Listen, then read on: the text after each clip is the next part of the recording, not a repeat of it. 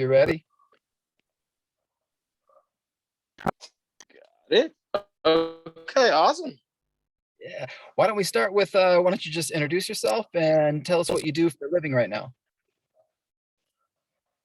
For a living, that would imply I get paid for the things I do. Anyways, my name is Joshua Morales. I am the host of Jant Moore Interviews. I have interviewed over 70 plus well-known actors, musicians in the entertainment industry. I've started in 2020, wanting to just interview the band Grey Days because I'm a huge Linkin Park fan. If you look at my wall right there, is a bunch of Linkin Park fan art. Yeah. And I love that band. I love that band so much. And I went to interview Grey Days because Chester Bennington, of course, passed away 2017. They're making a posthumous for him. And I was like, so a weird thought came to me where I was like, oh, you should just ask to interview the bandmates. I don't know why the hell I told myself to do that. But hey, I guess the universe or God was telling me to do it. And I thought they were going to say, hell no, you're go away, kid. Because at the time, I had like 400 followers. I have like 1,400 something now. And I was like, they're definitely going to say no. But to my surprise, they said yes. And from then, it's been a great success. I've interviewed people like Rob Paulson, Steve Bloom, Mark Ralston from Aliens, the sequel with James Cameron that everybody loves. He was also Deathstroke in the Arkham games. Kyle Hebert, who does Ryu in every Street Fighter thing since 2009, Roger Craig Smith. The list goes on. I'll get exhausted by the time I continue, but I'm also an upcoming actor. I'm doing some things for my friends. I write, writing scripts for myself, and I just really want to do my thing in the entertainment industry. So yeah. That's great, man. Yeah, I've been watching you from afar and constantly impressed with the interviews that you're getting. And so you were saying it started with Linkin Park. Some of the members from the band there said yes, and then it just sort of snowballed from there. Yeah, well, not Linkin Park. No one from Linkin Park has said yes to me, surprisingly. But I mean, Chester's first band, Grey Days. Oh, and Grey Days. Chester Bennington was a no, but he was a part of Linkin Park. Chester Bennington was, so he's the lead singer. So yeah, but yeah, that's how it started. Yeah, I missed that part. Sorry, bud. Cool. Oh no, you're good. What do you do in the meantime? This is a great hobby. I do the same thing, as far as podcast goes. But obviously this thing just cost me money. I'm not actually generating income from doing podcasts right now. Preaching to the choir. Come on now. Yeah. What do you do to keep the lights on, keep the internet bill going? Well, I'm a very young person, so I don't have to deal with all that. Thankfully, still live with my amazing mother, still do stuff like that. But in between when I don't do interviews and stuff, recently started college. That's going great. And then YouTube, I have a review coming out this Friday for, well, whenever this gets posted, but Friday, 10/22, I'm talking about the new Halloween movie and how much I did not like it. And I just am going busy into YouTubing. I play video games. Sometimes I hang out with my friends if they even answer me. So people busy nowadays, but just to keep my mind, I journal. Like I said, I write a lot. So I do stuff like that. I'm playing guitar now too, so. Are you? Right on, man. Right on. You got a healthy amount of hobbies going. I dig that. Man. Yeah. Tell me, you mentioned like Rob Paulson. Tell me how you went about getting Rob. I've reached out to him several times. Rob Paulson was a huge part of my childhood. He voiced Raphael in the like the 1989 Teenage Mutant Ninja Turtles.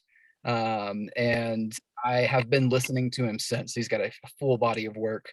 If you don't know who Rob Paulson is, he does a ton of voices, from Animaniacs to, you can just rewind all the way back to like 80s, cartoons. And he's been in Transformers, G.I. Joe, all that. Yeah, a huge body of work. So how do you successfully get that interview? I'm curious. Honestly, a lot of people ask me that, like, how do you get like these actors, or like how do they come on? Because they never come on to they never answer me, which is weird. I don't know why they don't, but usually I don't know. Maybe it's luck. but I just reached out to his publicist, and she was like, "Here." Maybe it's because of the people I interviewed, or maybe it's because I have no idea how this all works. This interviewing thing is very complicated. You know what I mean? Because it's like it really is true. It is who you know. You know what I mean? For So sure. like since I've interviewed a ton of voice actors, like over 70 plus now, it could be that, or it could be he wasn't busy at the time, or honestly I don't know. But I am very grateful that Mr. Paulson agreed. So but it does suck. I mean, I haven't been able to reach out to him in like forever. So I don't know. Usually when I interview people, it's usually like I speak to them once and then we're done forever, which sucks. But hey, it is what it is. I feel But you, man. yes, yeah. But I try to keep in touch with as many people as I can. Usually they Yeah. don't answer, which I know you're a celebrity, so do your thing. But yeah. Yeah. Do you ever indulge in like Comic Cons and make contacts that way? Or is it just like strictly It's online? Like, funny you say that. I went to I am into conventions actually, and the last one I went to was Dragon Con in September. If I could get it, if y'all can see it, this is my. I want to pull it. Can I pull it down? I feel like I'm gonna pull everything else off. Hold on. Yeah, I'm gonna pull everything else down. So never mind. We're not gonna touch that. But I went to Dragon Con in September, and there was Fred Tatasciore, Maurice LaMarche, Jim Cummings, Fred Tatasciore, Anjali Bhiamani, who I love. She's a great person, even though she's extremely busy. So I haven't been able to talk to her as much. But there were great people there. And that was the first time I was like, let me pass my stuff around. So I gave a card to Estelle Darlings, who is phenomenal. She's so sweet, has a fantastic accent too. Love the British accent. Love the Brits over there. But I gave it to her, so I guess she knows who I am now. Hopefully that'll work out. I gave it to Maurice LaMarche, which I was like, hopefully that where I don't know if that'll happen. He's usually I don't know if that'll happen, but yeah, I've done some things that way. cool, man. Well, huge respect from my end, man. I appreciate the grind. I see you doing interviews and um uh you know putting yourself out there and I don't know, just grinding, man. I want to talk a little bit about the last time that we had an interaction, or the last viral video that I saw of you. And actually, it was an Instagram live, I believe. You were like, "I'm going to get out of interviews. It's just not sustainable." Can you tell me a little bit about that? Mental health issues. Not like stop. But yeah, no, basically it was um It that does. was a point where it was. Say it again. I was gonna say it does wear on you. Like it is a little bit of like, hey, I'll do this interview, and then you get, sometimes people get busy and they ghost on you, and then you start like the wheels start turning, and you're like, is it something I said? Am I bothering somebody? Should I reach out again? Do I need to reschedule? Are they just busy? Am I a nuisance? These are the things that I think about whenever people are like, I can't do an interview. Is it? It's a little bit. Yeah, yeah, it is a ton of that actually. So at that time, I don't know when. I think that was like maybe like around. I think like March or it's probably like April or June around there maybe. Um, but I was getting a lot of no's from emails. Um, I wasn't getting answers back. I was just like, oh wow, this sucks, and it was like really bothering me. And then like a few of the people in the industry who are my friends, like I was like, hey, I need your advice on something. How do you feel about me not doing these? And we just had a whole conversation, and I just really was like, oh, okay, well, it sucks, but maybe they'll come around. Try not to be so pushy. I try not to be as pushy nowadays, um, because I used to be very pushy. Fuck, I am still pushy because you got to be to an extent, but I Yeah. try not to be as heavily pushy towards them because you want to be. Want to give them time to process it all, but I am very impatient, so that's hard for me to do. But so yeah, that was just at the time I was just like really upset, really angry, but I haven't stopped. like I said, I got college work to do now. I'm trying to revive my YouTube. So I have stuff to do. So I'm not pressed as much anymore. I feel you, man. I feel you. Yeah. Um, I want to get out of the interview. Like, I got to get my back scratched just now with like, oh, tell me about interviews, tell me about booking, tell me about what you go through as an interviewer, tell me about this, and I want to get to know you a little bit. Yeah, go ahead. Uh, you are big into um, you're big into. It seems like a little bit of like sci-fi, some comic books, some game. You're very well versed as far as like I got bands, I got voice actors, I've got you know basically the whole gamut, man. Actors, actresses. So I want to ask: is there a character, either real or fictional, that resonates with you? Like, is there a character that has always stood out for you? For me, it was Wolverine growing up. I don't know why. I just thought he was cool and like lived in the woods, and he was Yeah, kind Wolverine's awesome. of yeah. Which is totally not original at all. I'm sure there's like 1,000 other people that are like, ah, yeah, me too, of course. It's like saying, oh, I'm pretty original. I like pizza, dogs. I like, I don't know. So is there a Yeah. character? I love water. Yeah. Yeah. Um, is there a character? It's crazy because I have a list of characters. Spider-Man is always going to be up there, top five. But a character recently that I really loved, become a bigger fan of is Daredevil.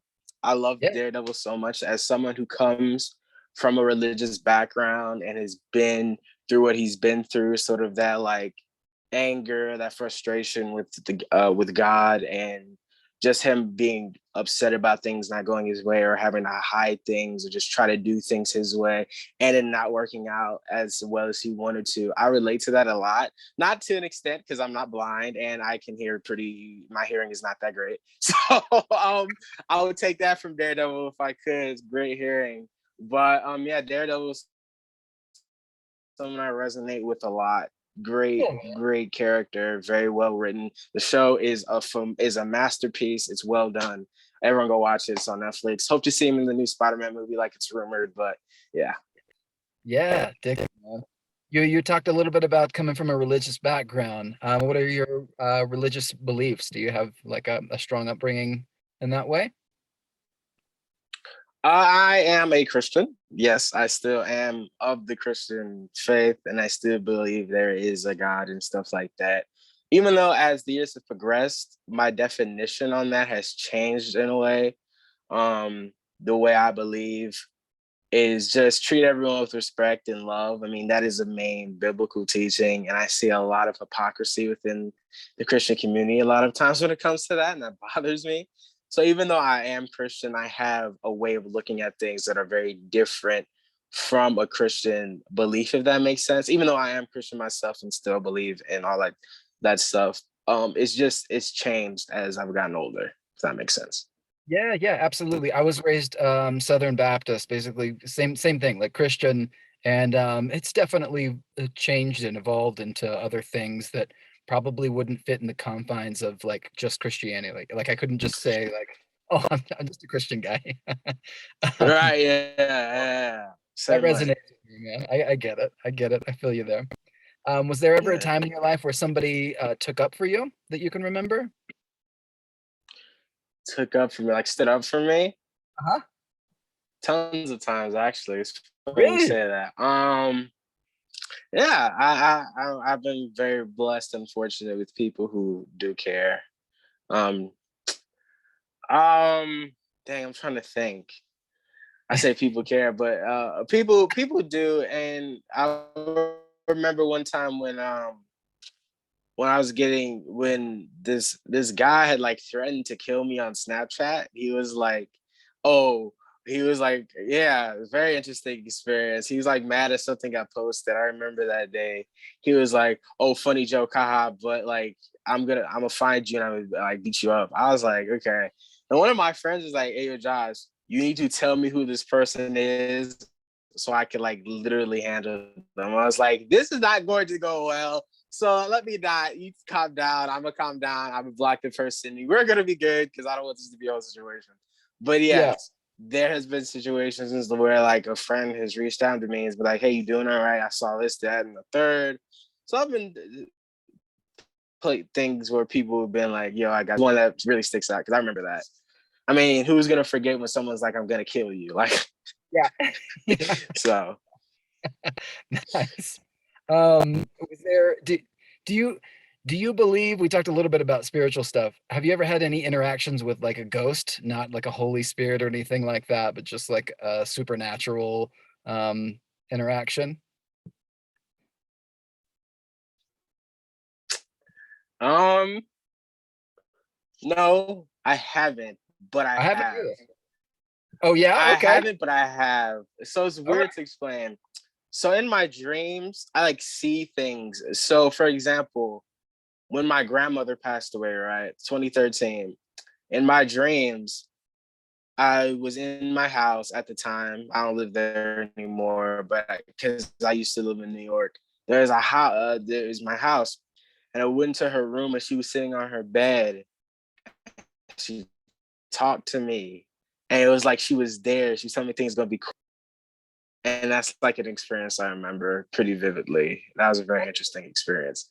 I'm very thankful and blessed, and we're gonna keep it that way. I've not had an encounter with a ghost. Thank the man above, because I don't want to deal with that. So That's good, man.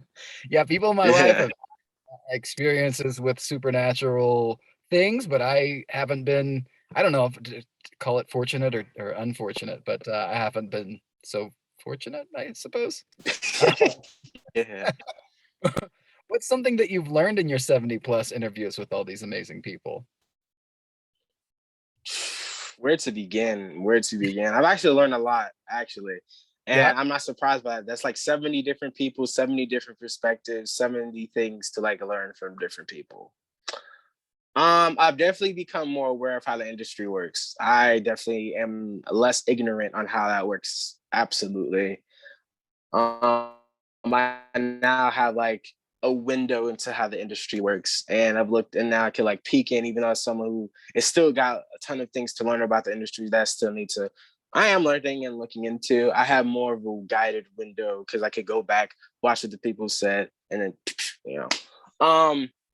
I've definitely learned about how to be more grateful about certain things in certain situations. I have learned about giving yourself more time, being more patient with yourself, because that's something I still struggle with. Is just like being patient with yourself, and you like mess up. You're like, you want to scream so bad, you messed up. It is. I'm going to be more patient. Be more be Even though I'm a very compassionate person, just to keep being more compassionate, because there's like so much stuff going on around the world. I found people who like the same thing as I like, surprisingly. And yeah, I've learned a lot. I've learned a That's lot, and I can hope I continue to learn. So yeah. good.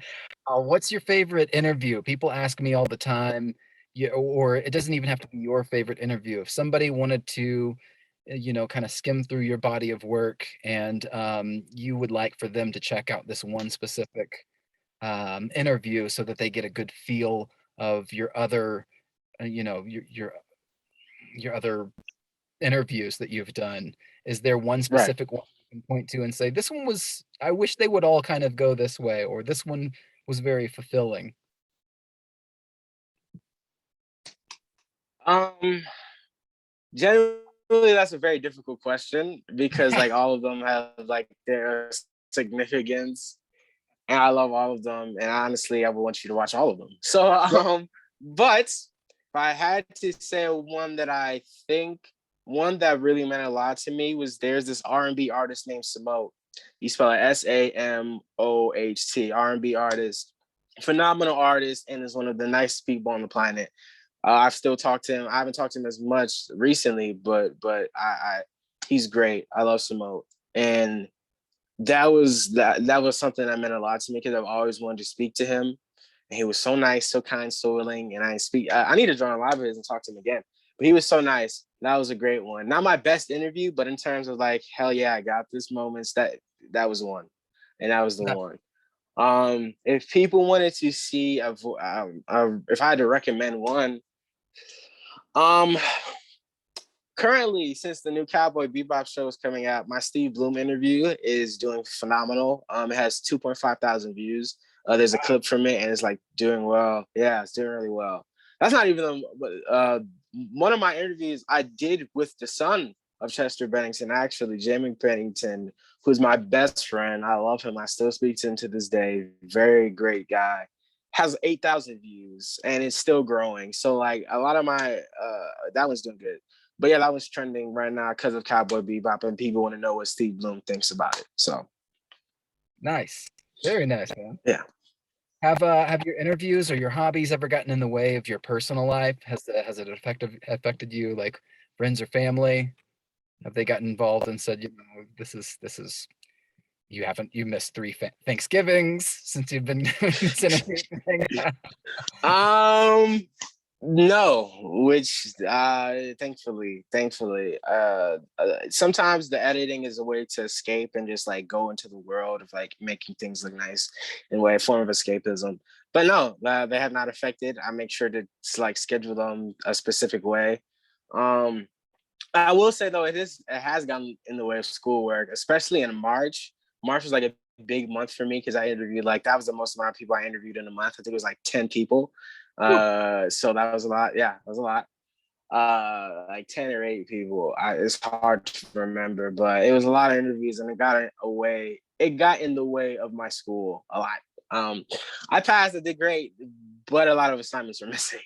So yeah. How much time do you spend on editing? Does it change? Do you have like generally? Um,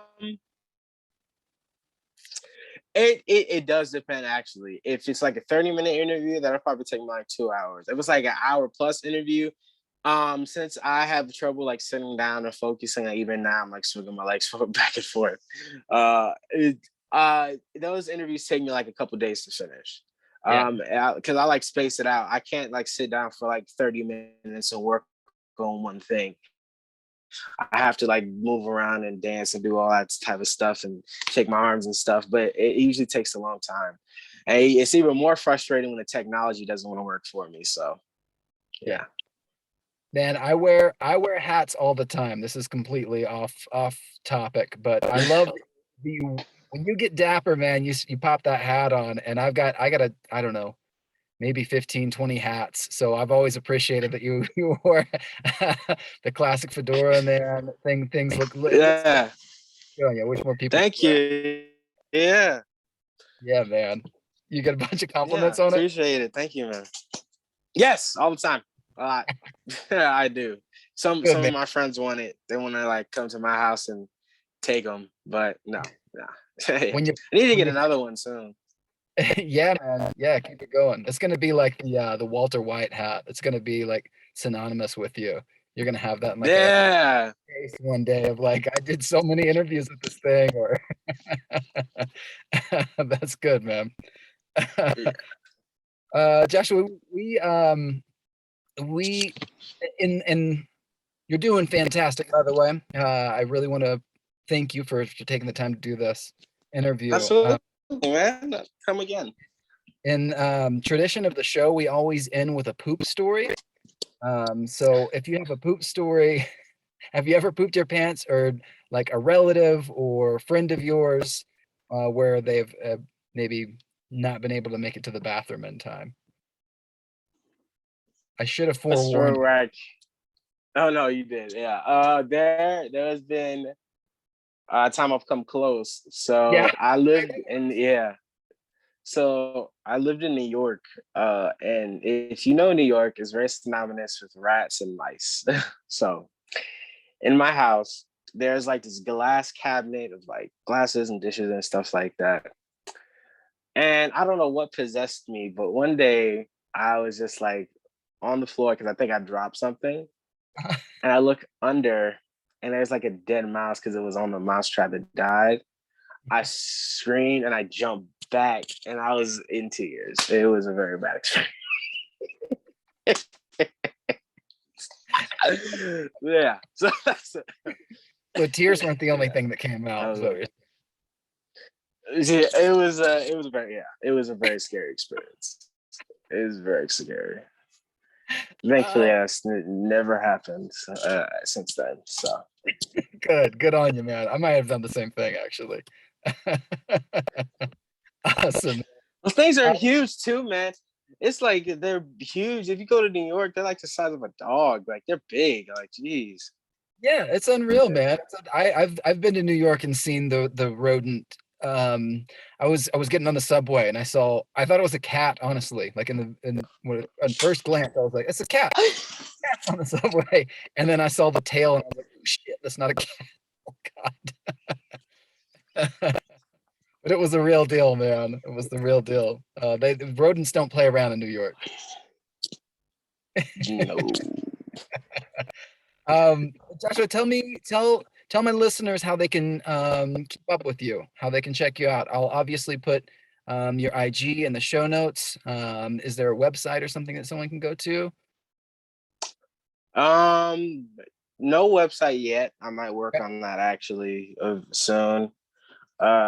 Might look into that. But you can follow me on Twitter if you want. It's just Jantmore, JANTMOR Twitter.